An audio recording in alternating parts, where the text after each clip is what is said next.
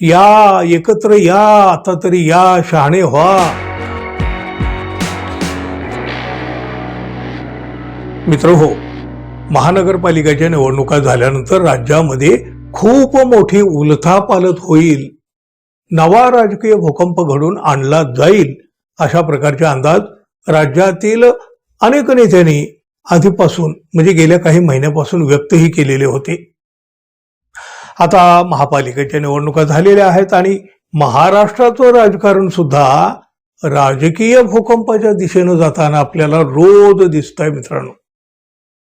आणि मग ही जी सगळी परिस्थिती चालली, या ज्या राजकारणातल्या हालचाली चालल्यात, वरच्या वेगळ्या, पडद्याआडच्या वेगळ्या, आणि या सगळ्या घटनेच्या पार्श्वभूमीवर काँग्रेसचे नेते नाना पटोले यांनीही आता म्हटलेलं आहे, महाराष्ट्राच्या राजकारणामध्ये येत्या 8 दिवसात खूप मोठे फेरबदल होणार आहेत.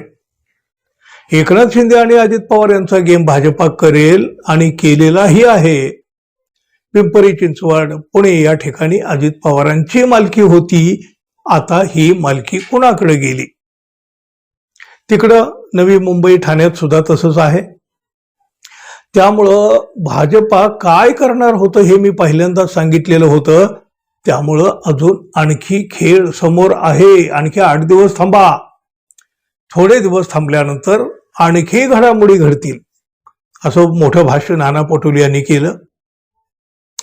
बघा, तसं पाहायला गेलं तर अजित पवारांना भाजपानं आत्ता खरं तर सगळ्यात मोठा झटका आता या महापालिकेच्या निवडणुकीमध्ये दिला. एकनाथ शिंदे यांना संपवण्याचा कार्यक्रम मात्र भाजपानं आधीपासूनच सुरू ठेवलेला आहे. एकनाथ शिंदे किंवा त्यांच्या गटातील नेत्यांच्या हे लक्षात आलेलं नाही असं अजिबात नाही.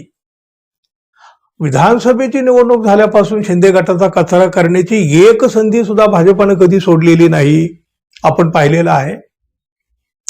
जिथं जिथं म्हणून दाबता येईल तिथं तिथं भाजपानं त्यांना दाबून टाकलेलं आहे.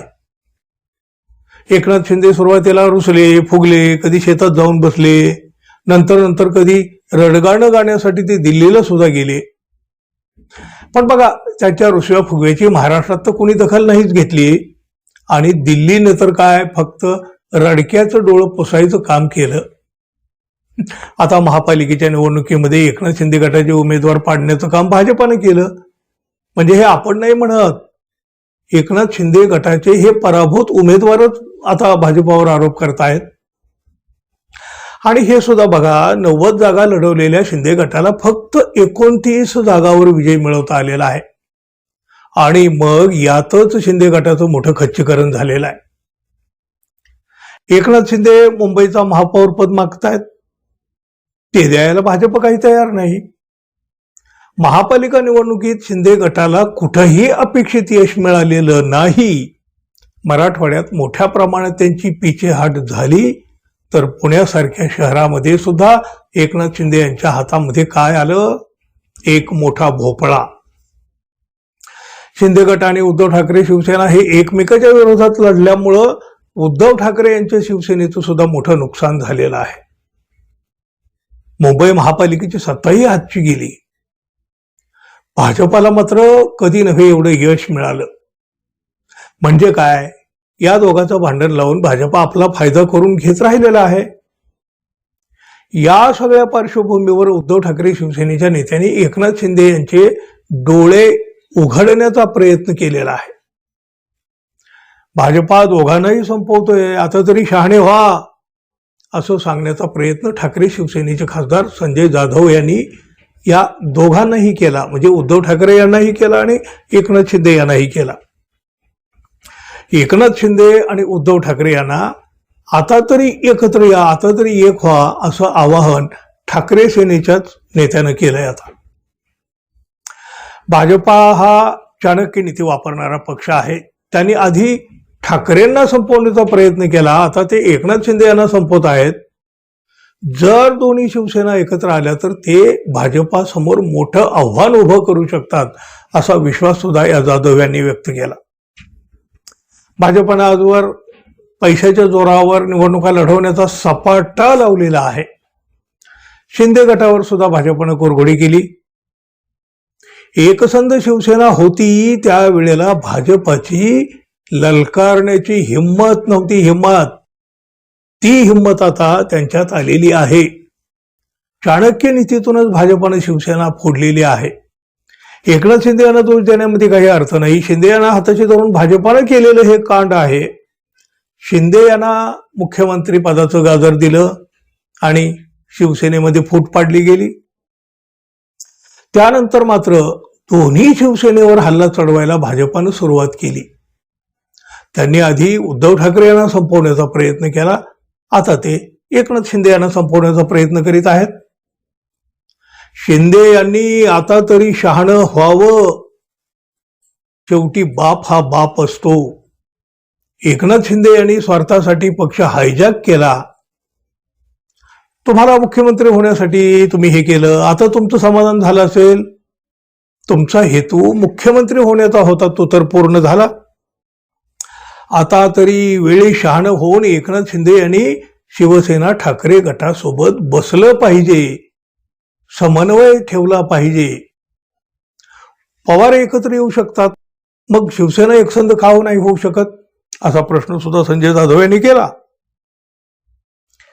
शिवसेनेसाठी शिंदेनं काहीही केलेलं नाही. त्यांनी निवडून आलेल्या आमदारांना हाताशी घेतलं, पैशाच्या जोरावर त्यांनी हे केलं.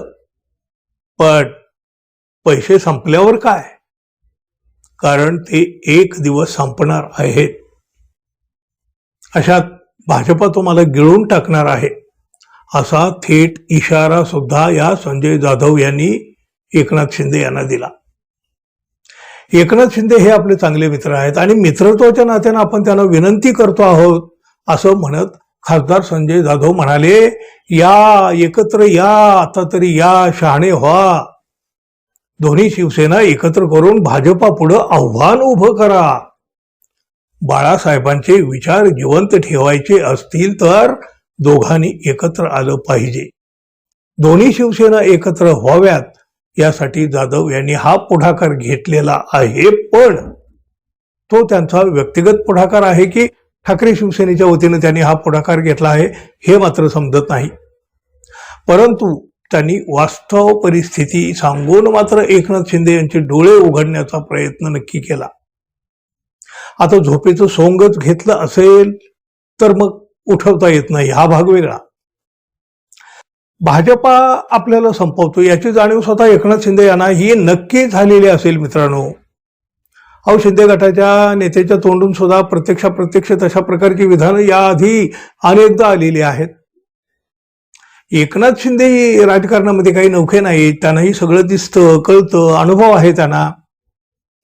खरं तर बघा, उद्धव ठाकरे हे एकनाथ शिंदे यांना परत स्वीकारण्यास तयार होतील का, हाच खरा तर सगळ्यात मोठा आणि तेवढाच महत्वाचा प्रश्न आहे. आणि समजा यदा कदाचित उद्धव ठाकरे यांनी या सगळ्या गोष्टीला, एकीकरणाला जरी संमती दिली, देतील न देतील हा भाग वेगळा आहे, पण आपण समजूया, जरी समजा त्यांनी तशी संमती दिली तरी एकनाथ शिंदे यांच्यासाठी परतीचा मार्ग तितका सोपा असेल का हो? कारण असं, म्हणजे बघा, पहिल्यापासून म्हटलं जातं एकनाथ शिंदे आणि त्यांचे काही साथीदार हे ईडीच्या चौकशीच्या भीतीनं तुरुंगात जावं लागेल या धास्तीनं भाजपाच्या सोबत गेलेले आहेत. तुरुंगात जाण्याचं आपलं वय आता नाही असं म्हणून एकनाथ शिंदे उद्धव ठाकरे यांच्याजवळ रडलेले होते, असं उद्धव ठाकरे आणि आदित्य ठाकरे यांनी पुन्हा सांगून झालेलं आहे. भाजपाला सोडून जर पुन्हा उद्धव ठाकरे यांच्याकडे जायचा विचार एकनाथ शिंदे यांनी केला म्हणतो आपण, जर केला तर त्यांच्या डोळ्यापुढं पुन्हा ईडीच्या चौकशा, तुरुंगाचे गज आणि सध्या बंद असलेल्या फाईल्स नक्की येतील ना. आणि मग त्यांच्या डोक्यातले विचार, मातोश्रीकडे निघालेले त्यांचे पाय जागीच थांबतील. आणि मग त्यांची कितीही इच्छा असली तरी आणि महायुतीमध्ये कितीही घुसमट त्यांना होत असली किंवा त्यांना ती सहन करावी लागत असली तरी असा निर्णय घेणं त्यांच्यासाठी केवळ कठीणच नाही तर तो अशक्य सुद्धा होऊ शकतो. आणि मग भाजपा संपवतोय हे दिसत असलं तरी संपण्याच्या दिशेनं त्यांना वाटचाल करावीच लागेल. तुम्हाला काय वाटतं मित्रांनो? दोघांचीही गरज असली तरी दोन्ही शिवसेना एकत्र येऊ शकतील का? भाजपा असं होऊ देईल का?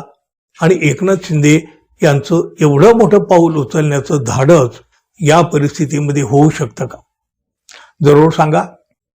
धन्यवाद. पुन्हा भेटू. नमस्कार.